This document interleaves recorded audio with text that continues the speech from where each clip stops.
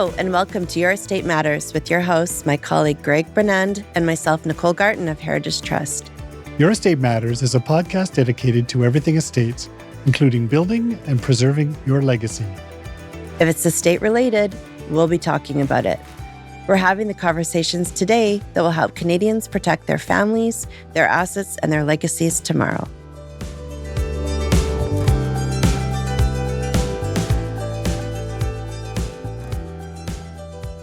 With us today on Your Estate Matters is Natasha Knox, a founder of Alaphia Financial Wellness. Natasha, thank you so much for being here with us today to talk about financial therapy. I'm delighted to be here. Yeah. So tell us about yourself and your journey to your current role. I started as a financial planner. That is my main professional orientation. It's still my main professional orientation. And about 13 years into my career, I was... It was sort of a confluence of different things, but I'll abbreviate the story. I was up late. I was searching for something for a client situation that was a little intractable. And I must have Googled financial therapy or something. I can't remember the exact search, but I discovered Barry Tesler's website. She's a financial therapist, has been doing it a long, long time. And I realized, wait, this is a thing. So then I fell down the rabbit hole of like, what is financial therapy? And I found the Financial Therapy Association, and I found the Kansas State program, which at the time was the only program that I could do long distance. So that's what I did. I enrolled myself in the graduate program at K-State in financial therapy.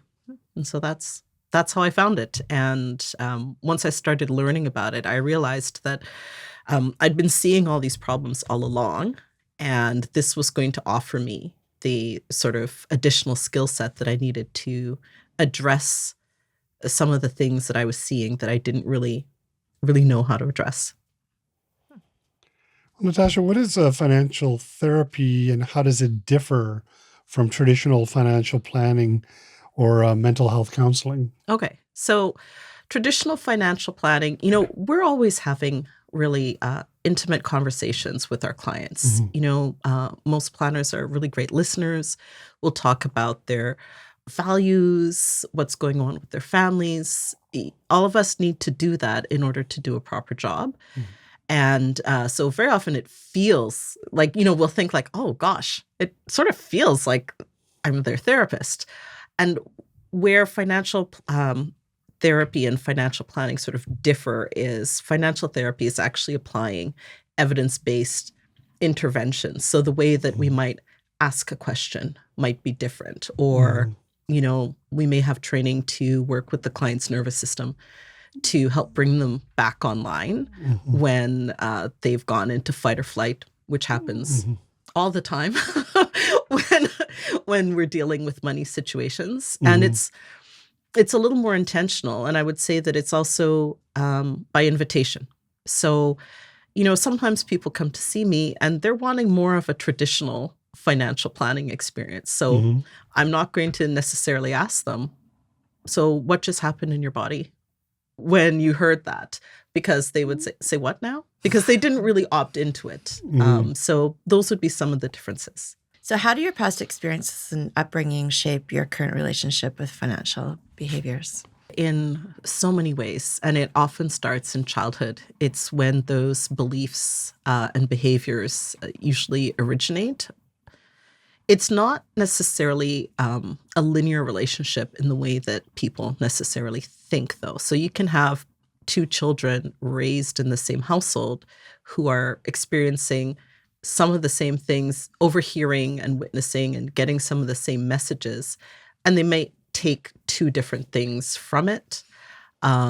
So, for instance, someone that, let's say, had parents that routinely kept secrets, and maybe they were roped into some of the secret keeping. That's a thing that happens in a lot of families. So one child may end up having a lot of secrecy in their own finances and in their own partnership when they become adults, because they're sort of repeating the behavior that they saw. The other child may go in the absolute opposite direction and decide radical transparency is the only way to go because, they felt so much guilt and the weight of keeping the secrets was so heavy and they saw the outcome. So the upbringing is definitely exerting an influence on both of those siblings, but the actual behavior might look different. So it takes a little bit of investigation to find out how exactly it impacts. What are some of the common money beliefs that people would hold that come to you, and how do these impact financial behaviors? I mean, the money beliefs are really varied. So it can be anything from there will never be enough, even if they have a ton. I am not enough. I have to use money to get people to love me. It can look like a lot of things. What if this time is different? I mean, it can look like a lot of things. And those are sort of statements that it takes a while to get to. They're not necessarily conscious. So, I need to use money to get people to respect and love me isn't necessarily what they're consciously coming in with. It may look like something else until we dig a little bit deeper. Or, money causes fights. That might not be what is the initial thing that they tell me. But as we dig deeper, we can get to that sort of core belief. Yeah, money causes fights or. So how do couples work on improving communication around money and help align their goals? Okay, well, the real answer or a tip? Let's go real. Real answer. They have to learn to monitor their nervous system. So if a couple has an easy time talking about money, then fine. But if a couple is having challenges talking about money, there isn't a magic phrase that is going to help them behave better.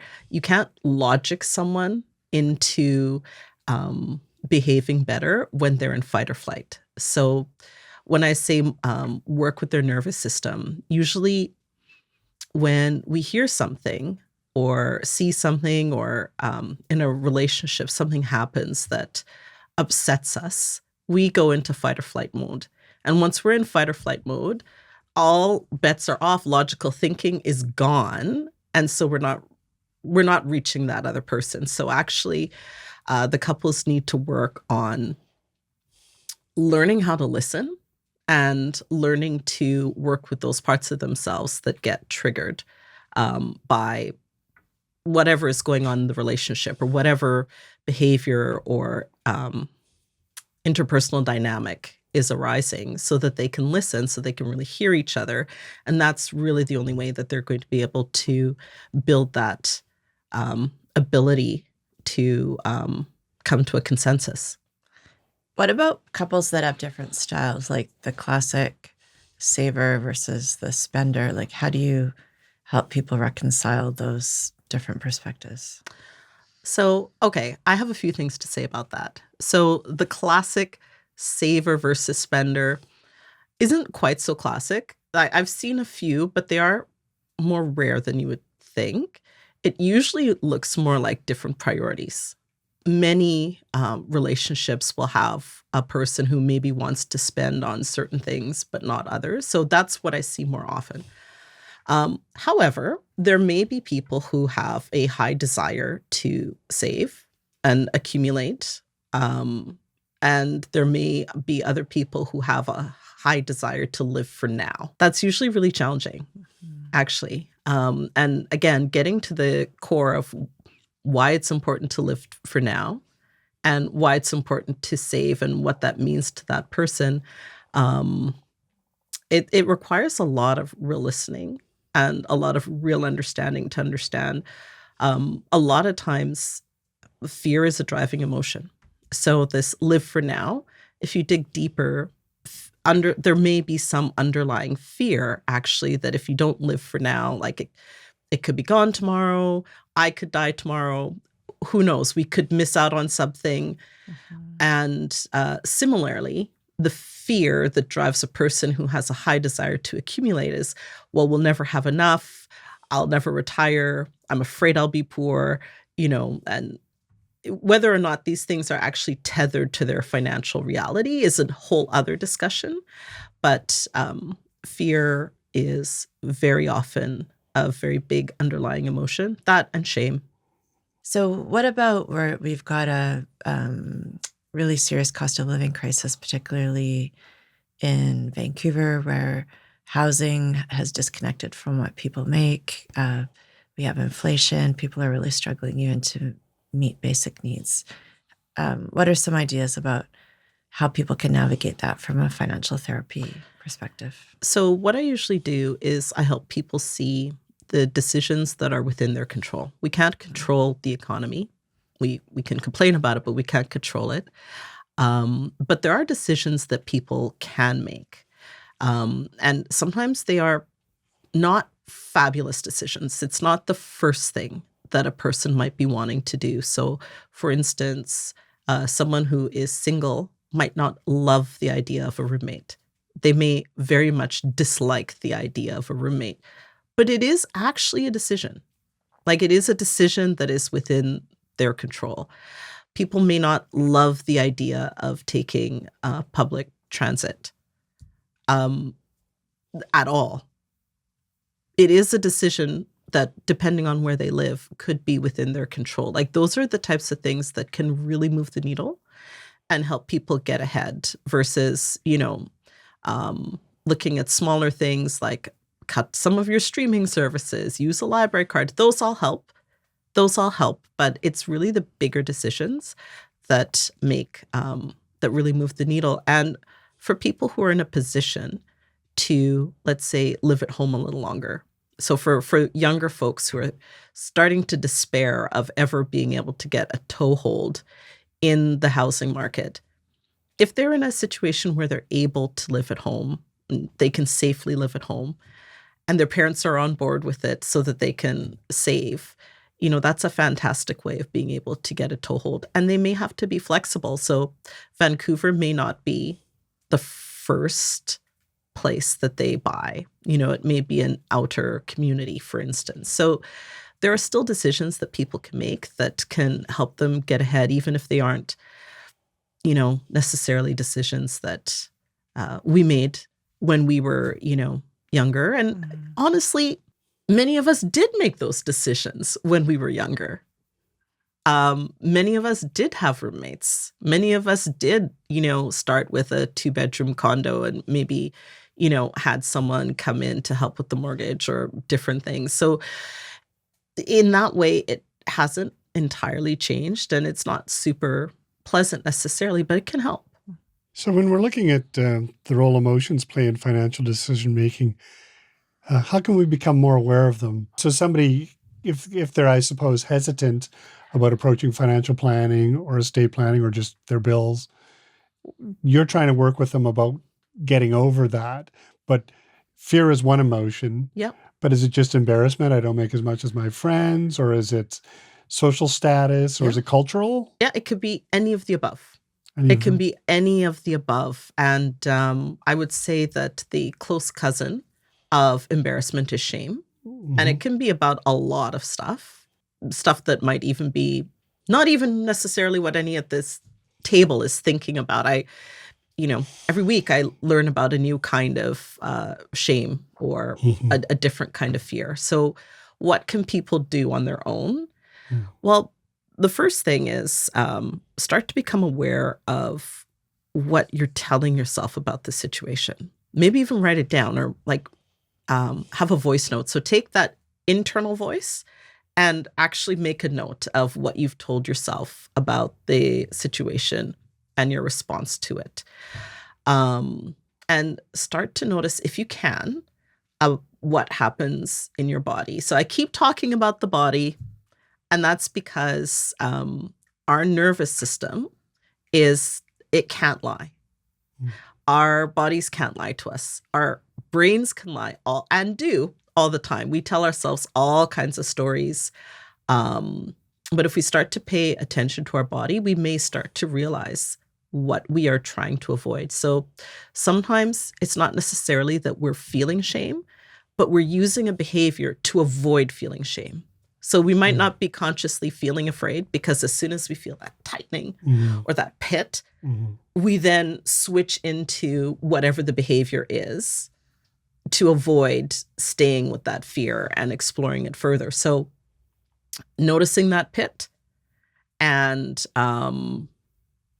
trying to think about what is really going on here it's a really good first step, actually, to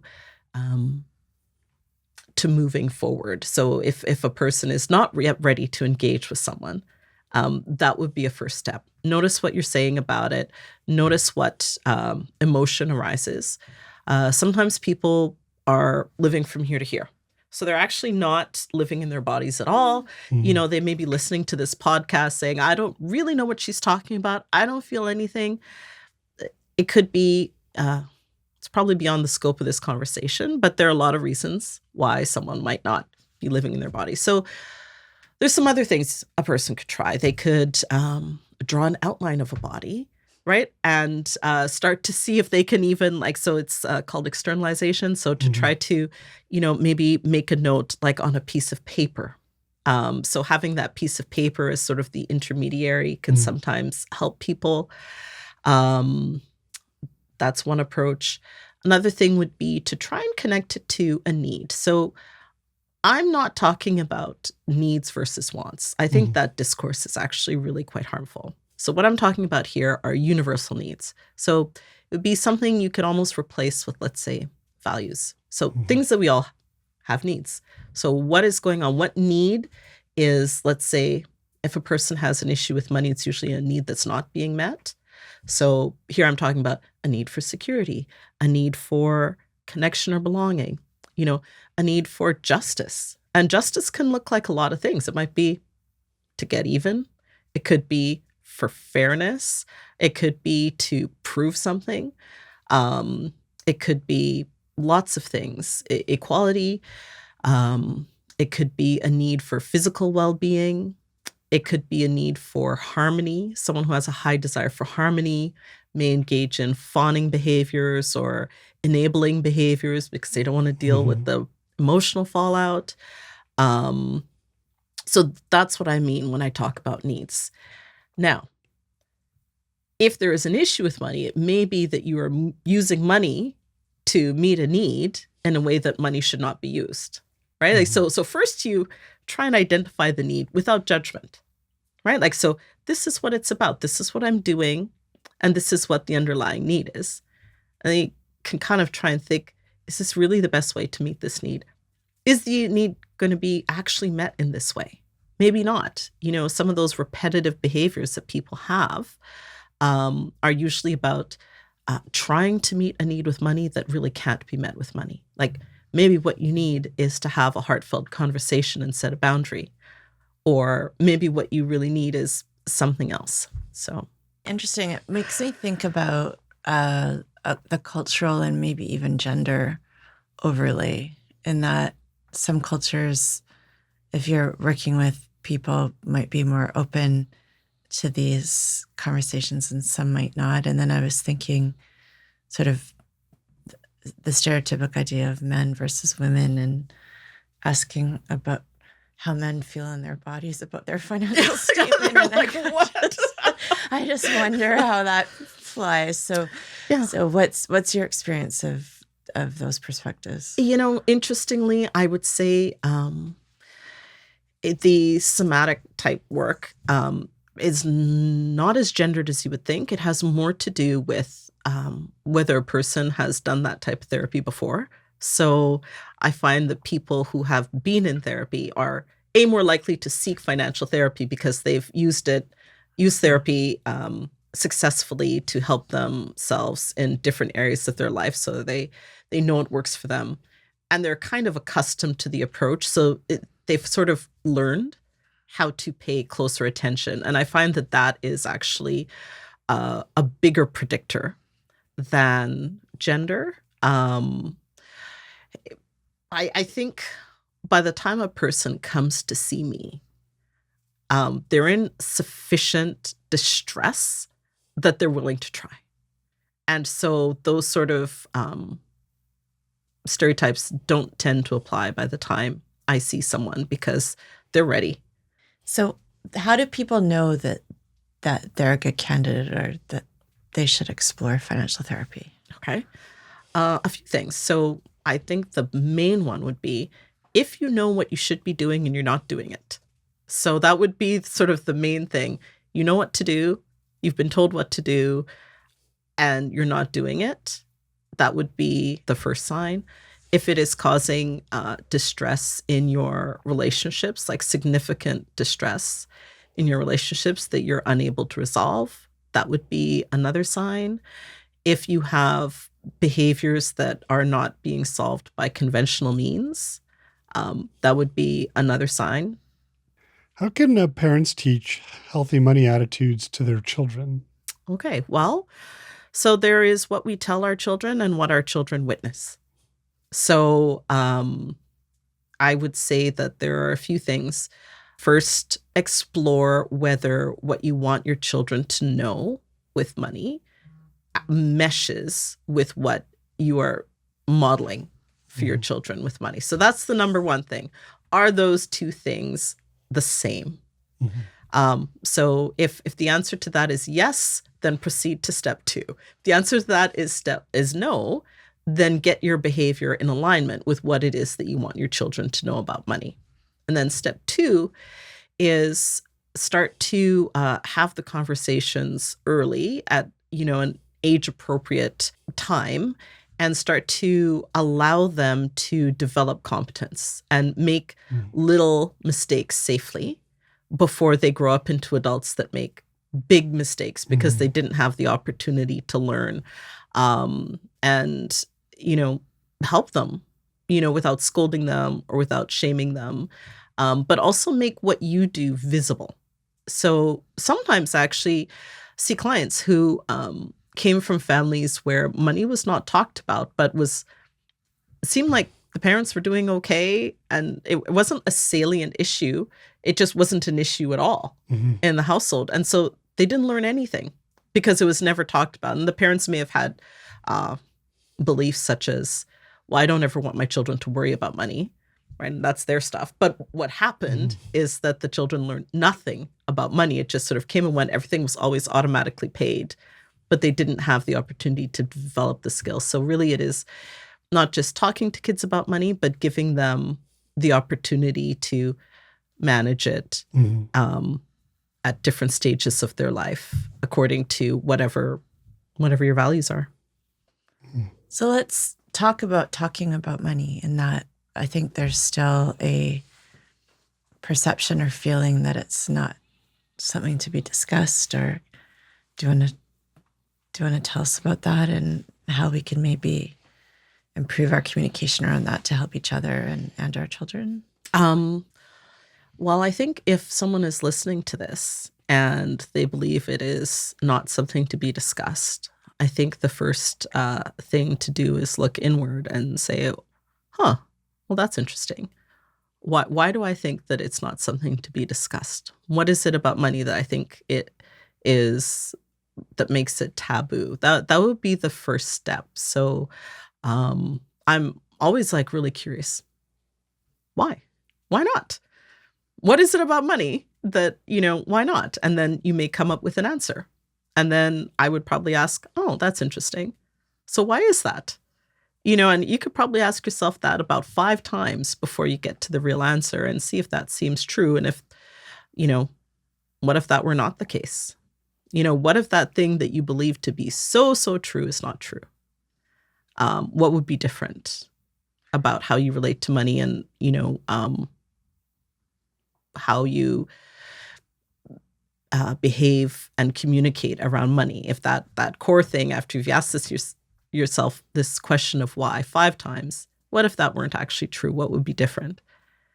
And how would things be different if you actually talked about it? So can I ask a follow-up societal question, in that if we look at, for example, social media, it seems like there's a perception out there that a lot of people have resources that maybe behind closed doors they don't necessarily have. Like what should we communicate with our children around around that. And, it seems like we have a consumer culture that is conflicting with maybe what are the behaviors that we should be doing if we're going to have Yeah. secure finances. Well, that's a tough one. And what makes it hard is that the consumer culture is very closely linked to acceptance and belonging for kids. And so, it's one thing to, have family values that we adhere to and say, well, this is what we stand for as a family. And hopefully, we continue to bang that drum. And at the same time, recognize that our kids grew up in a totally different world. Like they're constantly plugged in. So the values that were sort of like vertically passed down are being transmitted horizontally from child to child on a level that is unprecedented at a much younger age.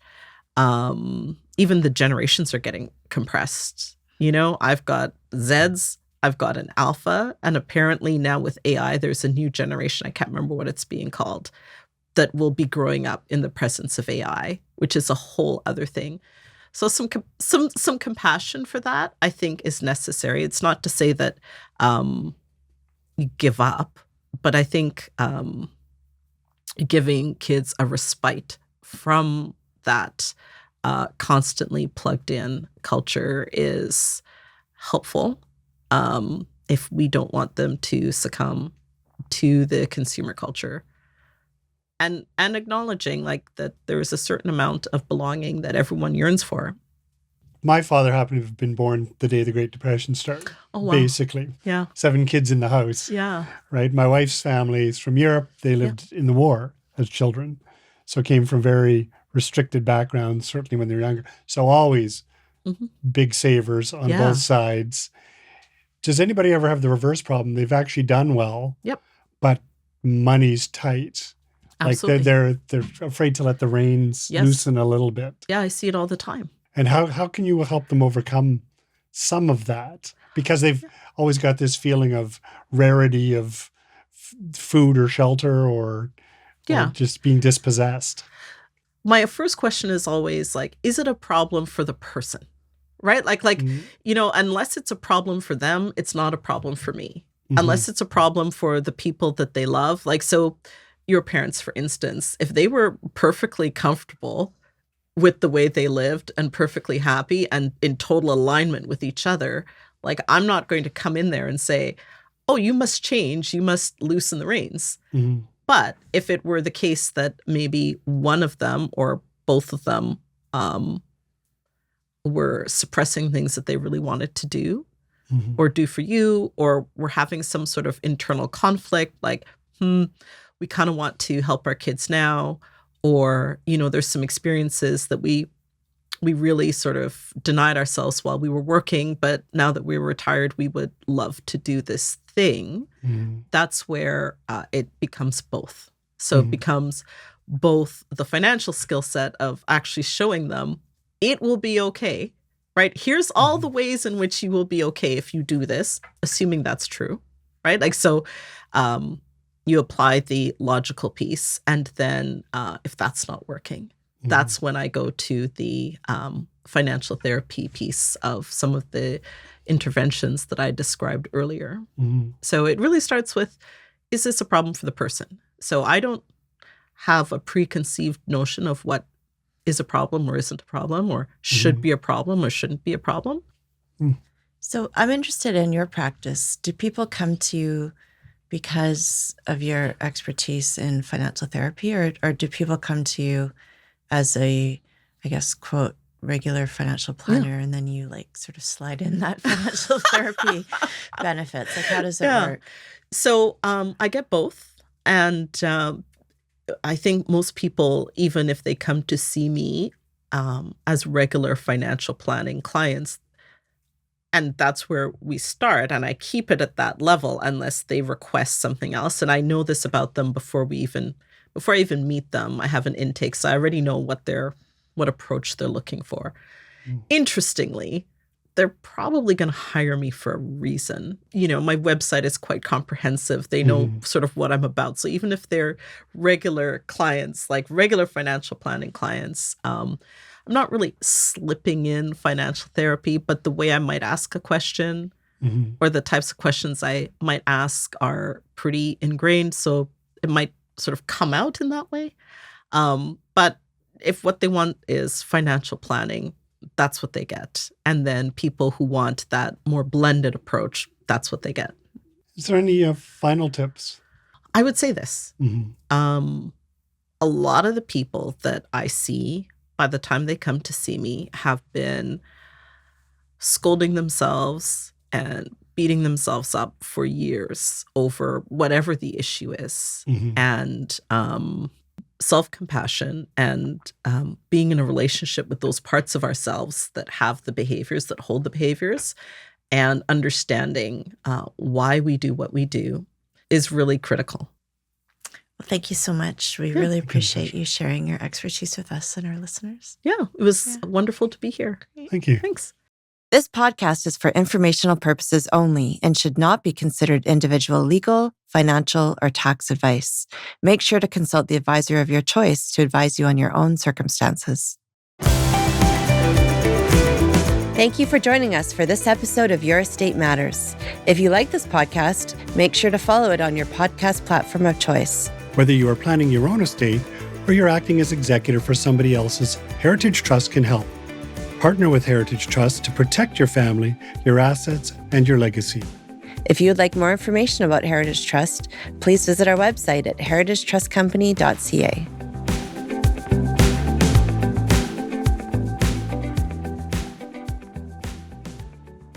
This podcast is produced by Podfather Creative.